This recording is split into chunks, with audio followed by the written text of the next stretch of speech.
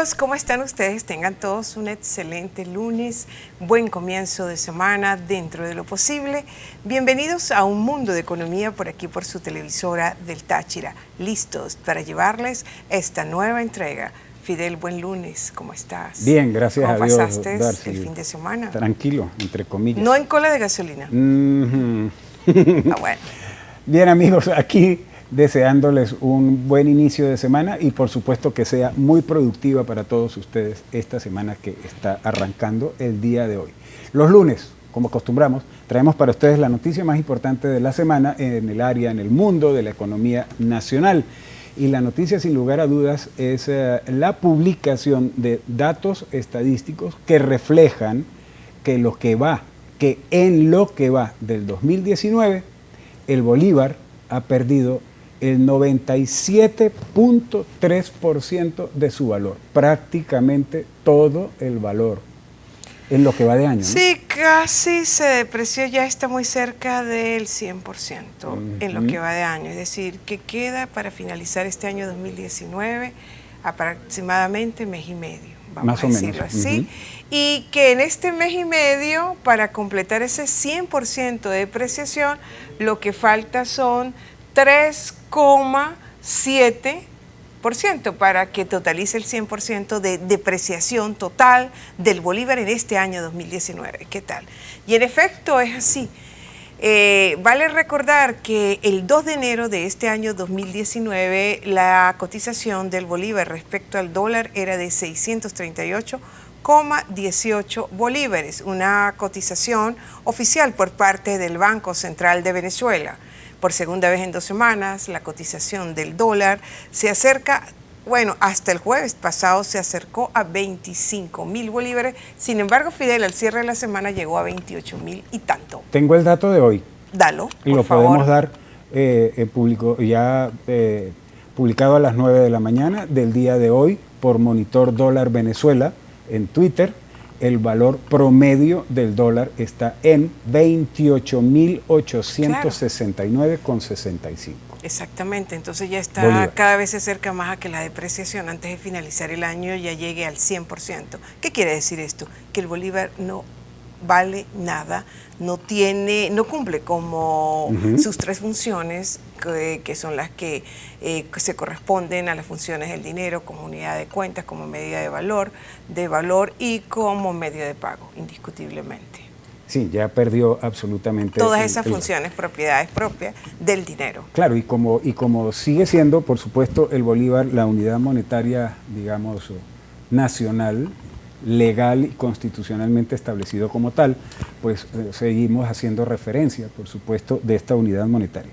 Según economistas, como por ejemplo Asdrúbal Oliveros, que ha estado haciéndole seguimiento al tema de la devaluación del bolívar y de las variables que influyen sobre el comportamiento de la variación del bolívar, concluye Asdrúbal Oliveros que, dependiendo de cómo se comporta el gobierno con el manejo del dinero, traducido, si el gobierno se amarra los pantalones y no suelta mucho dinero a la calle en lo que queda de año, o si por el contrario los compromisos son tales que el gobierno tiene que soltar entonces dinero, eso va a influir sobre el comportamiento del valor del dólar referido al bolívar. Según Oliveros, si el gobierno se amarra el pantalón, el dólar cerraría el año en torno a los 45.000 bolívares por dólar. Está muy cerca, estamos hablando de que ya está pisando los 30.000 bolívares por dólar. Y cuidado que hoy no se supere esos 45.000 bolívares por dólar que son proyectados por Asdrúbal Oliveros. Correcto, porque de acuerdo al propio Oliveros, si el gobierno suelta dinero a la calle, podría cerrar entre 90 y 120.000 bolívares por dólar el tipo de cambio a final de año, con los que se estarían cumpliendo las proyecciones del Fondo Monetario Internacional. Al punto tal que si tomamos en cuenta el precio del dólar a 25.000 bolívares, que fue lo que alcanzó el pasado jueves, ya los empleados perciben con ese monto 6,19 dólares por mes. Los 3 millones de sueldo mínimo, 3 millones de empleados públicos, como 5.000 pensionados estarían por debajo de 1,25 dólares, que es lo que determina el Banco Mundial y las Naciones Unidas de umbral de pobreza. Terrible. Vamos a cumplir con una pausa, vamos a nuestra reflexión, que es muy importante.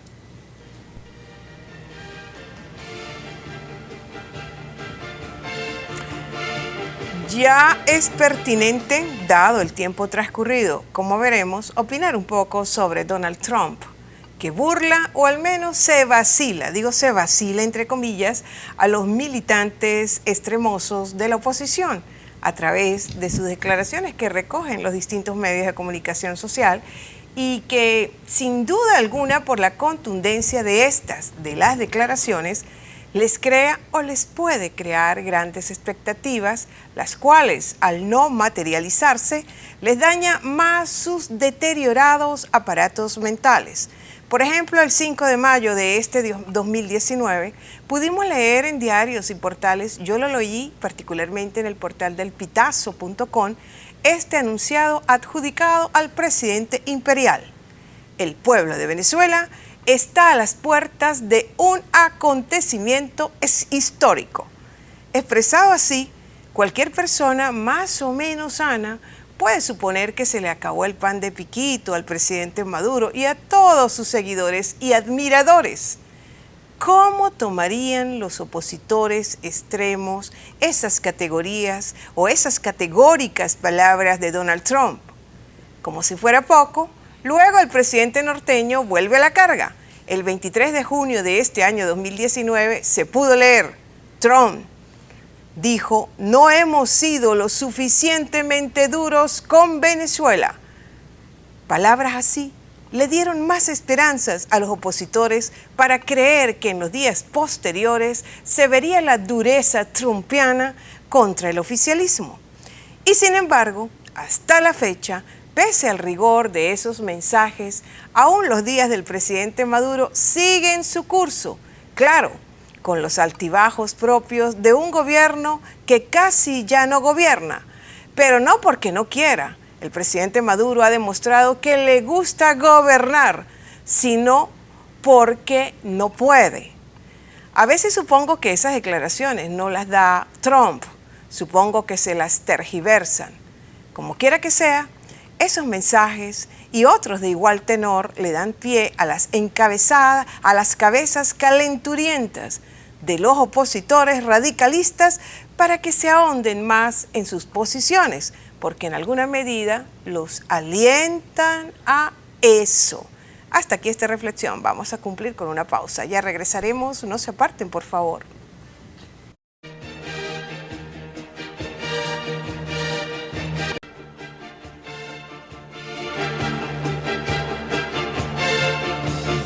Continuamos con más de Un Mundo de Economía y vamos enseguida a nuestra sección del Diccionario Económico.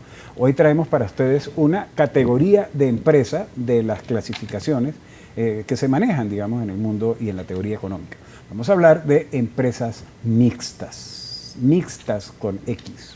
Sí, es el término que hemos seleccionado para esta sección como es Diccionario Económico y Social de este día lunes.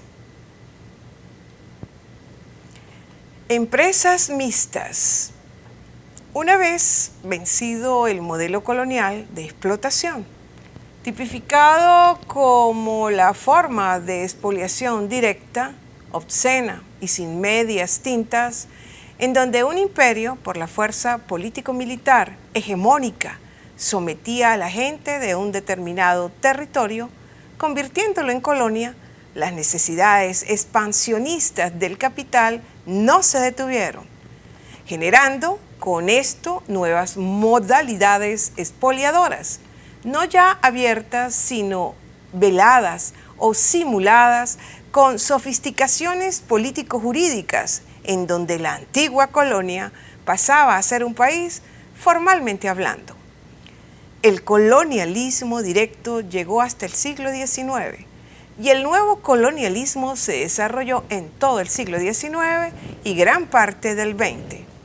Por ejemplo, aquí en Venezuela, lamentablemente, ni aún nacionalizando el petróleo y el hierro, pudo liberarse de la hegemonía administrativo-gerencial de las grandes transnacionales de esos rubros. Durante el siglo XX se dieron experiencias económicas que sirvieron fielmente al capital transnacional, cada vez más globalizado. Estas experiencias fueron desde las condicionadas por la sustitución de importaciones hasta los restringidos enclaves y excluidoras maquilas mexicanas.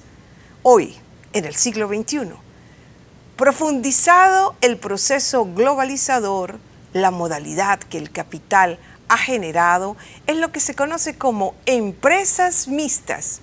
Con ellas hay dos fuentes de capital, el capital estatal y el capital privado transnacional. Y esto es posible, ¿por qué? Porque los pobres estados de países solo formales, al no poder financiar áreas básicas de sus territorios, permiten la participación de tales empresas. Hay tres modalidades de empresas mixtas. Primera, unión temporal. Una segunda, que es la que se corresponde a alianza corporativa, es decir, dos empresas que se unen y crean una tercera. Y una tercera tipo de empresa mixta es la que se corresponde a la fusión empresarial, es decir, dos o más empresas se funden creando un nuevo producto de la fusión.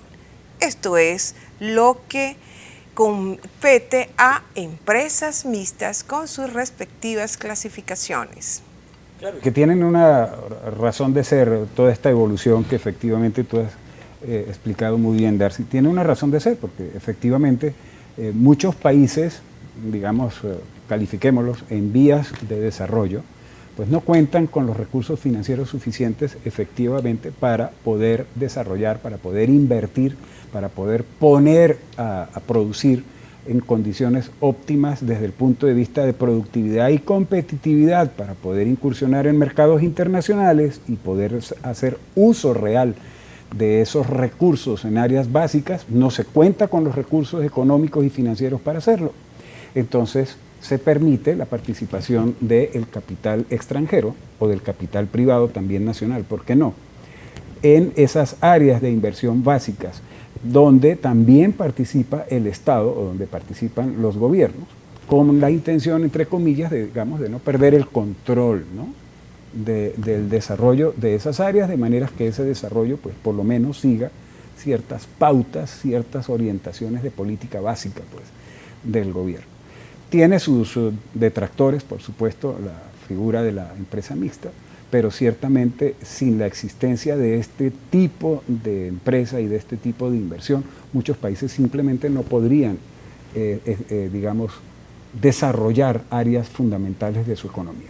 Algo como lo que va a tener que hacerse en Venezuela, en vista de la destrucción que hemos vivido, para poder recuperar y poder volver a desarrollar, quizás de una manera más apropiada, más integral, áreas básicas de desarrollo en la explotación de recursos fundamentales del país. Exactamente. ¿No? Como fue el caso, por ejemplo, de las empresas básicas en Guayana, y que tendremos que regresar a algo semejante. Algo semejante, que hay que ir a eso, pero con la gran diferencia en la actualidad es que se requerirá al capital transnacional, pero con una mayor urgencia y dependencia, dada la situación actual de la economía venezolana. Y probablemente con un porcentaje mayor de participación. Veremos empresas mixtas, quizás, no sé, 70, 80% capital privado, extranjero, nacional, y 30, 20% de capital nacional. Y tiene que ser así, sí, Fidel, porque el que pone el oro 9, pone las reglas. Sí, así es. No hay de otra. Así es, esa es la vida de la economía, son las reglas de la economía. Amigos, vamos a hacer un corte, regresamos inmediatamente con ustedes con más de Un Mundo de Economía, Táchira y su economía. Ya venimos.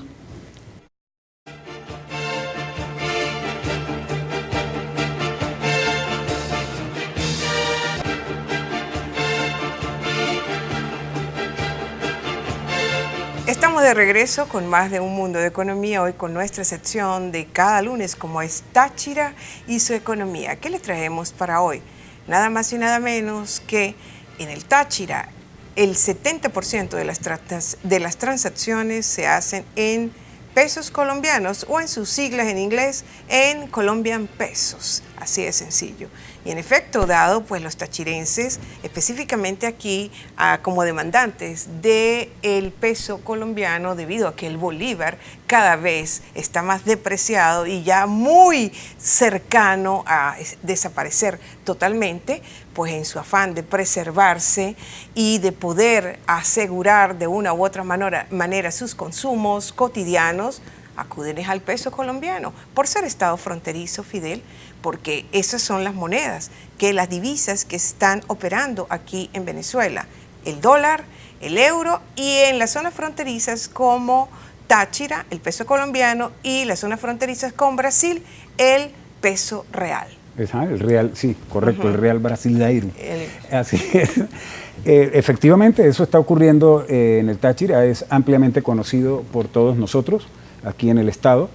Es una, digamos, una necesidad sentida tanto de consumidores como de actores económicos que están claros que frente a la destrucción prácticamente total del bolívar, y que no es una destrucción que se haya detenido, sino que sigue en proceso, entonces una manera de proteger el ingreso, de proteger la capacidad adquisitiva en el caso del consumidor, de proteger la capacidad de reponer y de renovar inventario para seguir funcionando la empresa.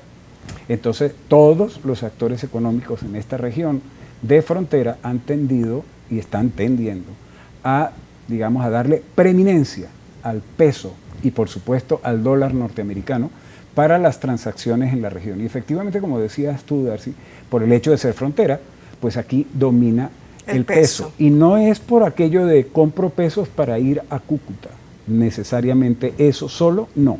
Es compro pesos para tener pesos, porque aquí se está moviendo pesos, al punto que el 70% de las transacciones en el estado Táchira en general, en la ciudad de San Cristóbal en particular, se están haciendo en pesos. Porque si nos vamos a los municipios de la frontera, si nos vamos a Ureña, a San Antonio, municipio de Bolívar, si nos vamos a ¿cómo se llama? La Fría, al municipio panamericano, a El Vigía, que un poco más pertenece cerca, exacto también, al estado Mérida, igualito. Correcto, allá también está ocurriendo, pero en los municipios de frontera es el 100% de las operaciones que se hacen en pesos, todo. Y tiene razón de ser. Entonces, es una lógica. Es una lógica, claro, ante la destrucción pues entonces se acude a.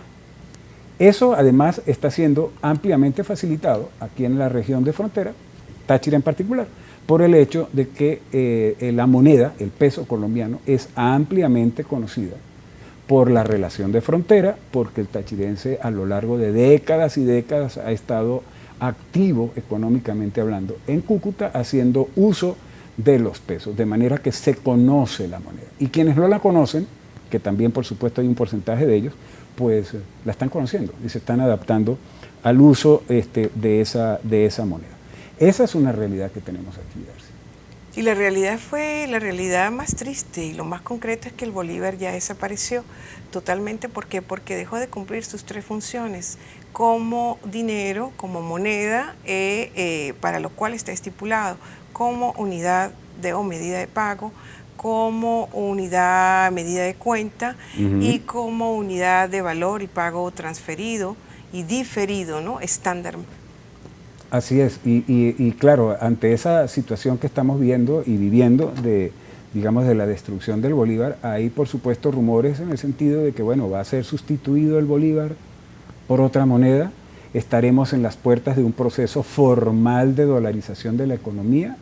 Hay rumores por allí de que el gobierno pretende llevar el petro, denominada por el gobierno criptomoneda, que no es tal cosa tampoco, convertirla en una moneda física, que se van a emitir billetes y moneditas de petros para sustituir el bolívar. Bueno, está todo eso en el ambiente. Lo cierto es que al respecto pues no hay nada seguro. Y esto, por supuesto, obliga a hacer también, con respecto a este tema, una reflexión. Y es que respecto a este interesante fenómeno de la amplia movilidad de pesos y dólares en las transacciones económicas de los tachirenses, necesario es reafirmar que no existe delito alguno por el hecho de uno estar manejando moneda extranjera aquí en este territorio. Trátese de dólares o trátese de pesos. Es absolutamente legal en cualquier operación de compraventa, prestación de servicios, tomar deuda y cancelar deuda en una de estas monedas, pesos o dólares. Y esto es así por 3 razones fundamentales que, de paso, y hay que acotarlo, tienen peso legal las 3 razones. Primero, la ley de legitimación de capitales fue derogada por el gobierno nacional en diciembre del 2018, hace menos de un año. Por ende, hay libre convertibilidad de la moneda en todo el territorio nacional. Segundo, el convenio cambiario número 1 del Banco Central de Venezuela, que entró en vigencia en el transcurso de este inicio del año 2019, en el 2019, exacto, establece ese convenio número 1 del Banco Central cambiario, establece la libre convertibilidad de la moneda en todo el país. Incluso podemos cobrar y facturar en divisas, eso está legalmente permitido. Es decir, que tú puedes cobrar y pagar en dólares, pesos y euros sin problema alguno, incluso regulado ya por el CENIAT, que estableció la formalidad para emitir factura en moneda extranjera. Tercero, hasta el momento, además, hay 8 providencias y 8 gacetas oficiales que permiten hacer estas operaciones. Por ende, es legal tener dólares y pesos, pagar en dólares y pesos, cobrar en dólares y pesos, portar dólares y pesos. Y de manera entonces que todo esto es legal, estimados amigos, usuarios, compradores, comerciantes, empresarios, ganaderos, productores agrícolas, siempre y cuando, por supuesto, las personas demuestren al momento de ser abordadas por las autoridades, y eso ocurre, el ingreso legal de dichas divisas. De manera, amigo, que siéntase usted tranquilo porque esté pagando o cobrando en otra moneda. Usted no puede ser extorsionado ni presionado por eso. Es legal. Y tan legal desde que ya el Banco Central de Venezuela oficializó y permitió anclar los créditos comerciales a la tasa cambiaria oficial. De esta manera nosotros hemos culminado esta entrega de hoy lunes. Para mañana martes justo estaremos tratando como un punto candente en la economía la improvisada dolarización de la economía venezolana. A todos ustedes muchísimas gracias y ya saben que hoy más que nunca la economía como principio y conocimiento adquiere mayor relevancia en nuestras vidas prácticas. Buen lunes, buen provecho.